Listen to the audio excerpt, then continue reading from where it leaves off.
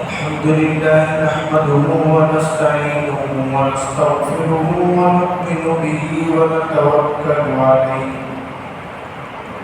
ونعوذ بالله من شرور أنفسنا ومن سيئات أعمالنا من يهده الله فلا مضل له ومن يضلل فلا هادي له ونشهد أن لا إله إلا الله وحده لا شريك له ونشهد أن سيدنا ونبينا ومولانا محمدا عبده ورسوله أما بعد فأعوذ بالله من الشيطان الرجيم بسم الله الرحمن الرحيم ويحل لهم الطيبات ويحرم عليهم الخبائث صدق الله العظيم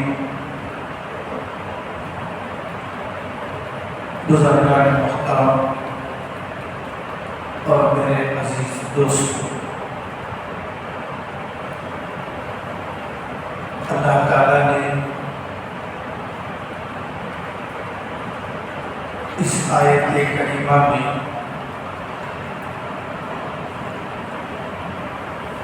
فرمایا کہ تمہارے لیے پاکیزہ چیزیں حلال کی گئی ہیں اور گندی چیزیں، خبیث چیزیں تمہارے لیے حرام کی گئی ہیں۔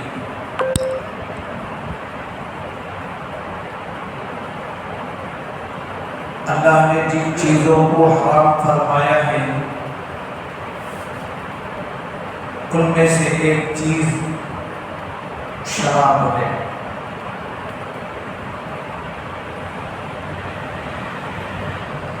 یہ ایسی لت اور بری عادت ہے جس سے ساری قوم کے لوگوں کا اتفاق ہے کہ شراب غذا نہیں، دوا نہیں، بلکہ انسان کے لیے یہ زہر کی حیثیت رکھتا ہے۔ جس طرح انسان زہر کو اپنے لیے نقصان سمجھتا ہے، اس سے زیادہ نقصان شراب کے اندر ہوتا ہے۔ اسی لیے اللہ نے قرآن کریم میں صاف طور پر فرما دیا کہ اس کا ایک ایک گھونٹ تمہارے لیے حرام کر دیا گیا۔ شراب اتنی نجس بتلائی گئی، اگر کوئی ایک گھونٹ پی لے گا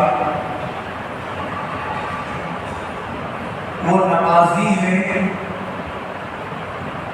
تو اس کی 40 دن کی نماز قبول نہیں کی جائے، صرف ایک گھونٹ پینے کا۔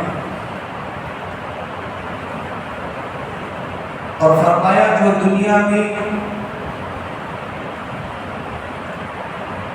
اس کو پیے گا، اللہ کہتے ہیں وہ جنت کے شراب طہور سے محروم کر دیا جائے گا۔ جنت کے شراب کو دنیا کی شراب کی طرح نہ سمجھو۔ دنیا میں آدمی جب یہ شراب پیتا ہے تو اس کی عقل و ہوش ختم ہو جاتے ہیں۔ شرابی کو محسوس نہیں ہوتا کہ وہ کیا کر رہا ہے اور کہاں وہ پڑا ہوا۔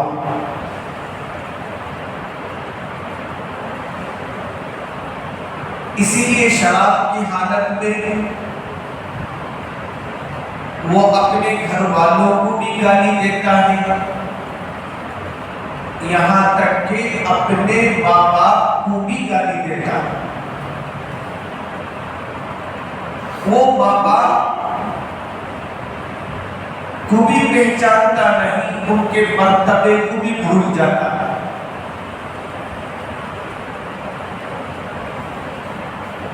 اور شراب پینے والا اگر عادی بن جائے تو اس سے گھر کا خیال بھی آہستہ آہستہ ختم ہو جاتا ہے۔ اسے ہمہ وقت شراب خانے کا خیال رہتا ہے۔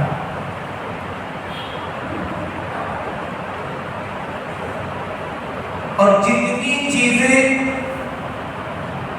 وہ فروخت کرتا ہے ممکن حد تک اسے شراب پینے میں استعمال کر دیتا ہے۔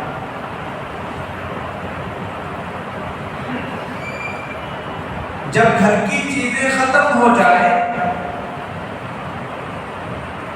ہاتھ کے پیسے ختم ہو جاتے ہیں، تو بھیک مانگ کر شراب پینے کا عادی بن جاتا ہے۔ لوگ اس کی حالت پر ترس کھا کر اسے روٹی کے لیے پیسے دیتے ہیں، اسے بھوک مٹانے کے لیے پیسے دیتے ہیں، لیکن وہ بجائے کھانے کے شراب میں ان پیسے کو استعمال کرتا ہے۔ شرابی دو دن بھوکے رہنا گوارا کر لیتا ہے، لیکن شراب کے بغیر گھنٹے گزارنا اس کے لیے مشکل ہو جاتا ہے۔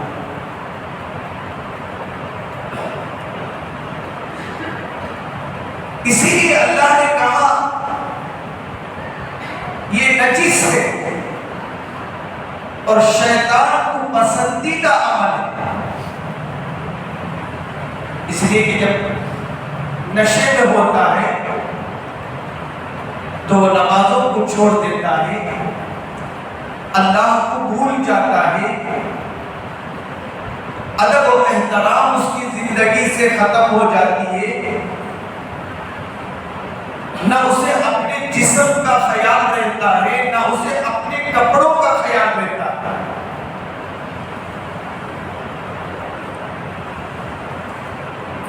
اس کا جسم میلا ہو جاتا ہے، اس کے سر کے بال بڑھ جاتے ہیں، داڑھی کے بال بڑھ جاتے ہیں، مونچھ کے بال بڑھ جاتے ہیں، کپڑے میلے کچیلے سڑنے لگتے ہیں۔ اسے اس کا احساس نہیں ہوتا، اسے ایک ہی جنون ہوتا ہے کہ میں شراب پیوں۔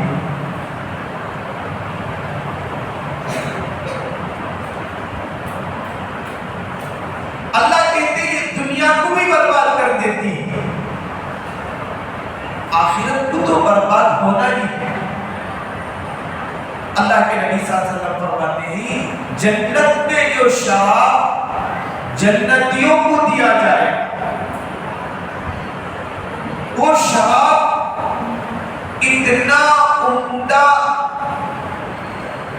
اور بہترین ہوگا جیسے ہی انسان پیے گا اپنے اندر وہ خوشی محسوس کرے گا۔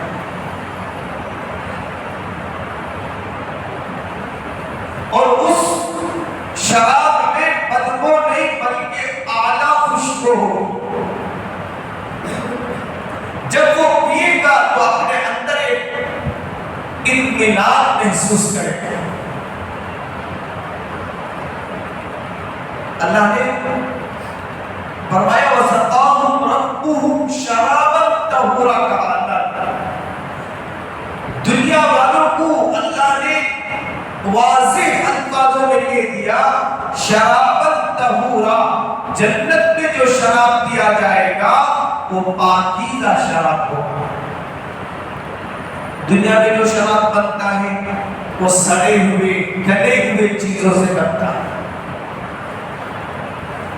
آخرت میں جو شراب دیا جائے گا وہ جنت کے میووں سے، جنت کے پھلوں سے تر و تازہ دیا جائے گا۔ اللہ کہتے ہیں جو شراب کی حالت میں مر جاتا ہے قبر میں بھی وہ مدہوش رہے گا، آخرت میں جب کھڑا ہوگا تو وہ اس کی حالت نشے کی ہوگی، جس سے لوگ سمجھ لیں گے اس کا خاتمہ شراب پر ہوا۔ حضرت تھانوی رحمت اللہ علیہ فرماتے ہیں اللہ نے یہ جو زبان دی ہے، حضرت مثال دے کے فرماتے ہیں گویا کہ اللہ نے ایک پاکیزہ چمچہ ہمارے منہ میں لگا دیا۔ کیا؟ یہ پاکیزہ چمچہ جو ہے ہمارے منہ میں لگا دیا گیا۔ اللہ کہتا ہے اس چمچے سے اچھی چیزوں کو تم کھاؤ، اچھے غذاؤں کو اس زبان سے چکھو۔ ظاہر بات ہے دنیا میں ایک آدمی چمچہ اگر اچھے چیزوں کے لیے استعمال کرتا ہے، مثلا پھل کھانے کے لیے، میٹھا کھانے کے لیے استعمال کرتا ہے تو چمچہ پاک و صاف ہوتا ہے۔ اگر اس سے نجاست اٹھا کر کھائے گا تو چمچہ گندا ہو جائے۔ بالکل اسی طرح حرام چیز اگر زبان میں لگاتا ہے تو زبان گندی ہو جاتی ہے۔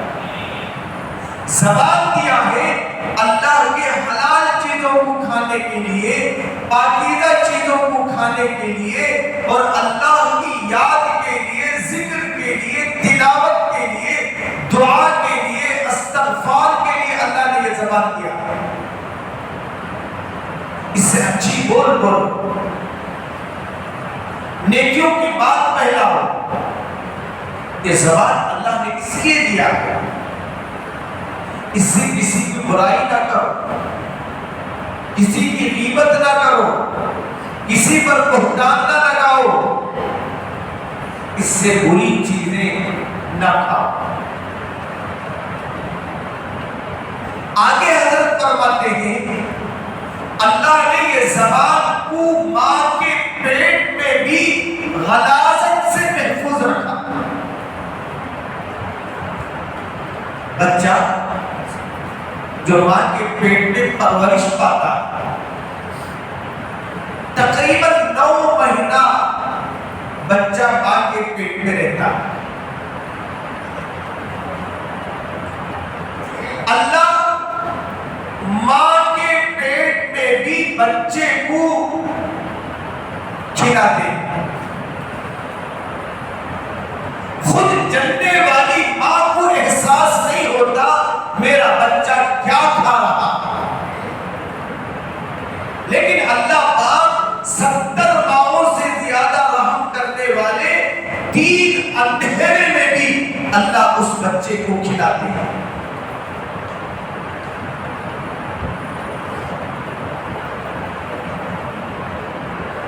کیسے کھلاتے ہیں اور اس کے غذا کیا ہے ماں کے پیٹ میں؟ مفسرین فرماتے ہیں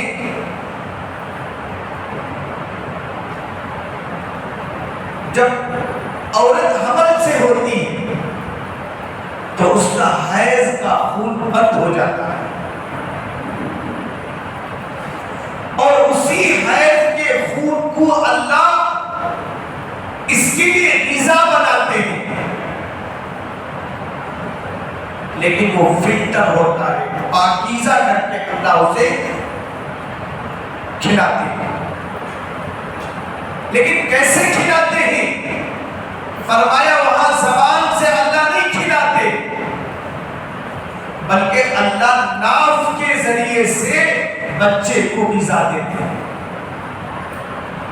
جیسے ہی بچہ پیدا ہوتا ہے پہلے اسی ناف کو درست کیا جاتا ہے، اب تک یہ ماں کے پیٹ سے جانے والے غذا کے راستے سے دنیا میں آنے کے بعد اللہ کہتا ہے اسے بند کرو اور اسے زبان پر شہد چکاؤ، میٹھی چیز چکاؤ، تاکہ یہ میٹھے بول دنیا میں بولے۔ شہد پاکیزہ غذا، دنیا میں جتنی قومیں ہیں سب قوم کے اندر شہد کو ایک خاص مقام حاصل ہے۔ شہد سے انسان کو اللہ طاقت عطا فرماتا ہے اور فرمایا پیدا ہونے کے بعد پہلے اسے شہد کھلاؤ۔ یہ شہد کیا ہے؟ شراب کے اپوزٹ یہ ہے۔ شراب سڑے ہوئے پھل سے بنتے ہیں، لیکن شہد قیمتی، عمدہ، حسین پھولوں کا رس ہے جو اللہ مکھی کے ذریعے سے اسے بناتے ہیں۔ اور اللہ نے شہد کے بارے میں کیا فرمایا؟ وَشِفَاءٌ، قرآن میں اللہ نے شہد کو شفا کہا۔ اور شہد ایک ایسی غذا ہے 100 سال بھی گزر جائے شہد خراب نہیں ہوتا۔ اصلی شہد بات کو سے بھی شہد دینا میں خراب ہوگا، اصلی شہد 100 سال ہوگا تو خراب نہیں ہوتا۔ یہ کوئی انسان بناتا نہیں، بلکہ اللہ کی ایک چھوٹی سی مخلوق بناتی ہے۔ اس کا گھر خود ایک تعجب اور قدرت کا مظہر ہے۔ شہد کی مکھی جو گھر بناتی ہے ان میں 3000 سے زائد کھانے ہوتے ہیں،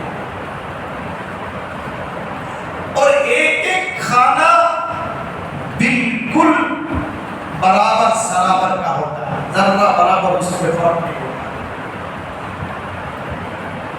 اور شہد کو بالکل بیچوں بیچ میں رکھتی ہے۔ ایک الگ مضمون ہے، اللہ نے شہد کی مکھی کے نام سے ہی ایک سورت اتارا جو پارہ نمبر 14 سورۃ النحل، اس میں اللہ نے شہد کی مکھی کا تذکرہ فرمایا کہ یہ مکھی کتنی دور جاتی ہے اور کتنی دور سے گھر آتی ہے، اور وہ شہد کو کیسے بناتی ہے اور اپنا چھتا کہاں بناتی ہے، سارا قصہ اللہ نے قرآن میں بیان کرا۔ تو اللہ نے زبان کو ماں کے پیٹ کے اندر بھی غلاظت سے محفوظ رکھا۔ دنیا میں آنے کے بعد فرمایا کہ اسے ماں سے کہا کہ اس بچے کو 2 سال 2.5 سال دودھ پلا۔ اللہ نے دودھ پلانے کا تذکرہ قرآن میں کیا۔ ایک جگہ اللہ نے فرمایا حولین کاملین، 2 سال مکمل ماؤں کو چاہیے کہ اپنے بچوں کو دودھ پلائیں۔ یہ ماں کا پہلا حق ہے۔ اسی لیے قرآن کے اندر سائنس بھی ہے، اور اسی سے دنیا نے ریسرچ کی اور بتایا کہ ماں کی دودھ غذا کے طور پر نہیں پلا سکتے تو ماؤں سے کہو کہ دوا کے طور پر تم پلا۔ اس لیے کہ ماں کے دودھ کے ایک قطرے میں جو طاقت ہے وہ دنیا کے کسی دوا میں وہ طاقت نہیں۔ جو وٹامن اللہ نے ماں کے دودھ کے اندر رکھا، اسی لیے بات ڈاکٹر بولیں گے ماں کے لیے بچے کے لیے دودھ کم ہے تو ڈاکٹر بولیں گے غذا کے طور پر نہیں، دوا کے طور پر تو پلاؤ، یہ بچے کے لیے بہت ضروری چیز ہے۔ بلکہ بعض ہسپتالوں کے بارے میں سنا گیا وہاں کسی بھی حال میں باہر کا دودھ پلانے کی اجازت نہیں دی جاتی،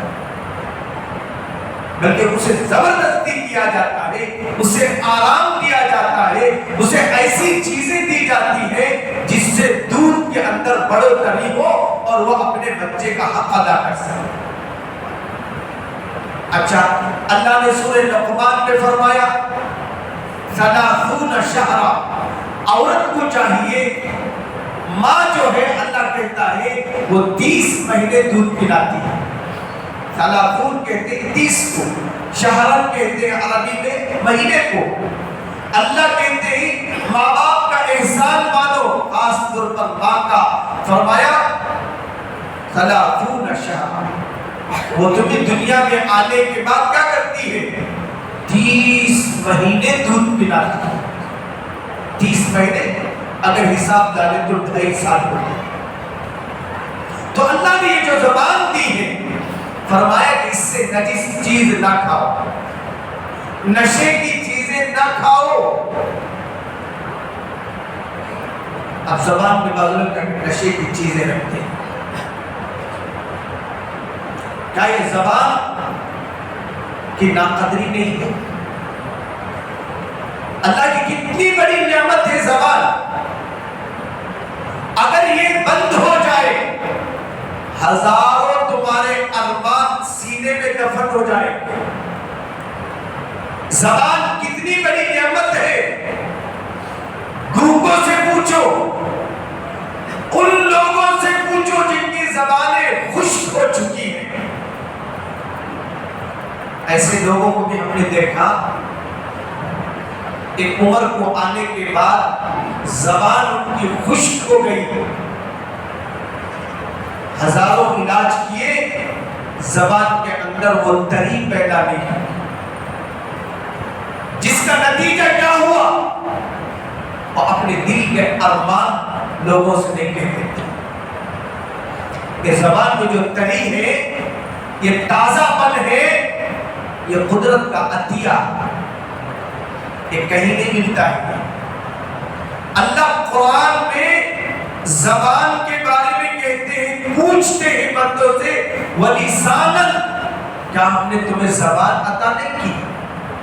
اس زبان کا حق یہ ہے اسے نجس چیزوں سے بھی بچایا جائے۔ تو اللہ نے حلال چیزوں کو کھانے کا حکم دیا، حرام چیزوں سے زبان کو بچانے کا حکم دیا، اور خاص طور پر جو آج ہمارے معاشرے میں نشے اور منشیات کی عادت بڑھتی جا رہی ہے۔ ایک سروے ابھی قریب میں آیا، اس میں ڈاکٹروں نے بتایا بیماری سے لوگ اتنا نہیں مرتے ہیں جتنا آج نشے کی چیزیں کھا کر لوگ مر رہے ہیں۔ بڑے بڑے لوگ، نمازی لوگ، دیندار لوگ نشے کی عادی ہیں، زبان میں نسوان رکھتے ہیں، گٹکا استعمال کرتے ہیں، جبکہ اللہ کے نبی صلی اللہ علیہ وسلم نے فرمایا جب تم نماز کو آؤ تو تم مسواک کر کے آؤ تاکہ تمہارے منہ کی بدبو ظاہر ہو جائے۔ اسی لیے وضو میں مسواک سنت ہے، اور فرمایا جو نماز مسواک کے ساتھ پڑھی جائے گی، جو نماز جو وضو بلا مسواک کے کی جائے گی، جو نماز بلا مسواک کے پڑھی جائے گی، وہ نماز میں زمین اور آسمان کا فرق ہے۔ فرمایا مسواک کا فائدہ کیا ہے؟ موت کے وقت کلمہ نصیب ہوتا ہے۔ تو معلوم ہوا کلمہ جاری ہونے کے لیے بھی زبان کا پاک ہونا ضروری ہے۔ ایک صاحب کو حضور صلی اللہ علیہ وسلم کی خواب میں زیارت ہوئی، کتنی بڑی چیز ہے۔ اللہ کے نبی صلی اللہ علیہ وسلم سے انہوں نے بات کرنا چاہا، تو لیکن اللہ کے نبی صلی اللہ علیہ وسلم نے اپنا چہرہ پھیر دیا، ان کو پریشانی ہوئی، اور ایک اللہ والے سے اس خواب کا ذکر کیے، تو انہوں نے فوراً پوچھا کیا تم بیڑی تمباکو وغیرہ استعمال کرتے ہو؟ تو کہنے لگے میں تمباکو کا استعمال کرتا ہوں۔ یہی وجہ ہے اللہ کے نبی صلی اللہ علیہ وسلم نے تم سے بات نہیں کی۔ اگر تمہاری زبان صاف ہوتی، منہ صاف ہوتی، मुमकिन है अल्लाह के नबी सल्लल्लाहु अलैहि वसल्लम तुम्हारे सलाम का जवाब देते या तुमसे बात करते। इसलिए हर बुरी चीज को बुरा समझे, अपने आप को उससे दूर रखे, ये ना समझे कि ये छोटा, छोटी बुराई भी सबब बनती है इंसान के बिगड़ने का, बुरा होने का। इसीलिए अल्लाह ने साफ कुरान में फरमाया वयुहिल्लु लहुमुत-तय्यिबात, अल्लाह ने तुम्हारे लिए पाकीज़ा चीजें हलाल की है, वयुहर्रिमु अलैहिमुल खबाइस, अल्लाह ने जिन चीजों से मना किया है वो खबीस है, बुरी चीजें हैं, इससे तुम अपने आप को बचाओ। इंशाअल्लाह बकिया बातें आइंदा जुम्मा अर्ज़ करने की कोशिश करूँगा। अल्लाह ताला से दुआ है अल्लाह ताला हर बुरी और नशे वाली चीज़ से उम्मत मुस्लिमा की हिफाजत फरमाए।